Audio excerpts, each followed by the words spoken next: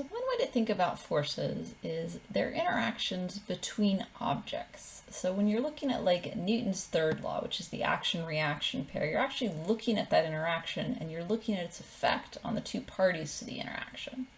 Then when you look at Newton's first law and second law, which are, that force and acceleration, the net force and the acceleration on an object are linked, that's really looking at the effect of an interaction on one object. So we've talked a little bit about different types of forces, so different types of interactions that can happen. So we had, like, for example, gravity, which is the same thing as weight, generally speaking. The two surface forces, which are the normal and the friction force. Those guys always go together, one perpendicular to the surface, one parallel to the surface. Though, of course, you can have one without the other, but always, if things are touching some surface, go looking for these two. You can have tension, look for that guy if there's any ropes or strings around, and you can have the spring force. So these are different kinds of interaction you can have. And if you look at all of the effects of these interactions with different objects on one force, that is, you combine all these forces that are acting on one object. So look at just a single object at a time, or a single system collection that you've combined and said this is one thing. That, of course, will get you the net force, the total force on a single object. And then we can use that to look at what's the effect of all of these interactions on an object. That is what essentially Newton's second law is doing. And that says the effect is you look at all the interactions, you combine them to get a net force. Got to remember it's a vector. Very important to divide things up into components and pay attention to direction. Well then, once you do that, you look at that net force, you divide it by the object's mass, and you'll get the acceleration. So this is the gist of the Newtonian model of how to look at things that are moving and how things are interacting. And we have a special case. So that is a particular kind of acceleration, and that here is centripetal acceleration. And we've already talked, a little bit about centripetal acceleration. That's when you've got uniform circular motion. You're traveling at a constant speed, but around in a circle. And we know that the centripetal acceleration, at least the magnitude, is the square of the velocity divided, or rather, the square of the speed divided by the radius of the circle.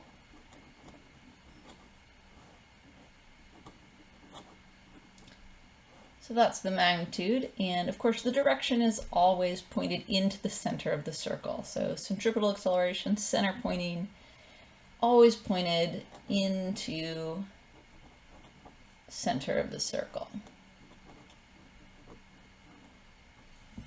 And there are a couple of other things we had tied to this. We had the period, which we did with a capital T. That was the total distance, which was the circumference, 2 pi times the radius, over the speed. So the period, remember the period is the time it takes you to go around the circle once. So that's why it's the total distance around the circle, the circumference, divided by your speed. So once around the circle is the period. Your book also just introduced a new way to think about speed when you're going in a circle, and that was the angular speed. So that guy is the Greek omega, a lowercase version of it, and it is angular speed. The units are radians, like for an angle, because it's the angular speed, per second, and how you might figure that out, like say for example, your period, how long it took you to go around the circle once, was 1 second. And then in that case, you'd say, okay, it took me 1 second to go around the circle. That's my time. And then once around the circle, in terms of radians, that's 2 pi radians. And then we divide it by our time, 1 second, and that means our angular speed is 2 pi radians per second. And if our period were, say, 2 seconds instead, well, then our angular speed would be 2 pi radians divided by 2 seconds. I guess that would be pi radians per second. Because, well, we'd get halfway around the circle. We get pi around the circle in terms of angle every second. And maybe our period, it took us half a second to go around the circle.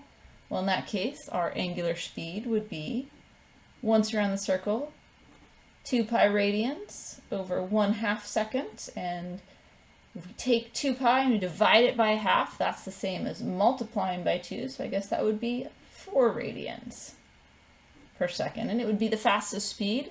That would make sense because it has the smallest period, the smallest time to get around. So anyway, all of this is centripetal acceleration, which is a special kind of acceleration. And we have a special name for the net force, which causes this centripetal acceleration. It is centripetal force, of course. So that's a special name for the net force when we have the special acceleration. And just like the net force up here, any old net force causing any old acceleration, any of these forces can contribute to a centripetal force. So, gravity, you think of the moon is traveling around roughly in a circle around the Earth. So in that case, it's gravity which is making it do it. That's a centripetal force. Normal or friction, either of those can be a centripetal force.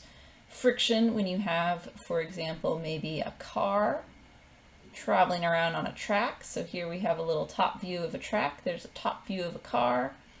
The car has a velocity out like this, but it's got an acceleration in like that, and the acceleration causes this velocity to change direction, and it travels around. And this guy is coming from the friction between the car tires and the road. Normal force, I guess if you think of those little carnival rides, which I have never been brave enough to go on, but you have sort of a cylinder, and people get strapped into the cylinder like this on the sides, and then the whole thing spins around faster and faster and faster and faster. And as it's doing that, the sides of the cylinder are pushing on the people with the normal force. And then, maybe the bottom drops out and it's all very terrifying. But in that case, the normal force is the thing that is keeping these people spinning around in the circle rather than, flying off the edge of the ride. In the same way that the friction is keeping the car going around in a circle rather than just sliding off the track. So normal and friction, tension, think of a yo-yo on a spring, like that, and the yo-yo is going around, so that can be a centripetal force as well.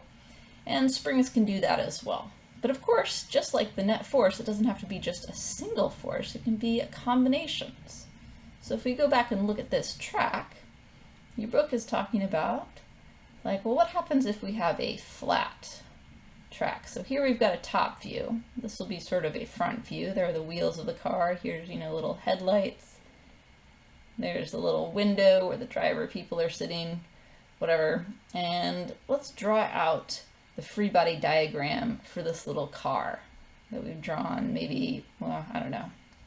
Just if we draw it, the velocity is actually going this way, huh? So it's coming at us, velocity is coming out of the page, and we know the acceleration is pointed in like that, in towards the center of the circle. What are the forces on it? Well, first we got gravity. We're near the surface of the Earth. So we got gravity down. We've got the normal force. It's touching the road, so there's a normal force up. And then it's accelerating in this way, and that's neither going to be the normal force nor gravity because they are in completely the wrong axis for this acceleration to come from either of them. So these two must cancel each other out in terms of vertical forces. And the remaining force, which is making this acceleration, well, of course, as we already discussed, it's friction. So the friction's pointing in. And the friction in this case is the centripetal force because these two cancel out. The friction is the only thing left surviving when we add up to get the net force. So the friction force is causing that centripetal acceleration. And if it weren't there, if this was a super icy track, then the car would again just go sliding off the track because the friction wouldn't be there to help it turn in. But your book also talks about, well, if you've got a flat track, what happens if you have a banked track? And that's one where instead of just having the road be flat, we curve the road like this. So then you got your little car with its little headlights and its little front window. And we still have all the same forces. So we've got, let's see, friction is now keeping the car from sliding off the track that way. So friction is pointed down this way. We have the normal force. It's changed directions a little bit because the surface of the road has changed directions a little bit. And we got gravity pointing right down, and of course is always pointing right down because it's gravity towards the center of the Earth. So if we look at this and we say, okay, now which way is the acceleration? Well, it's in towards the center of the circle, so it's going to be in the same direction. But now you can see it's not just the friction force that's giving rise to this acceleration, but rather it's a component of friction and a component of the normal force. So if we take these two forces that are not in the strict up-down direction, so I'm going to cross out the normal force and just replace it with its components. One that's up-down, one that is horizontal.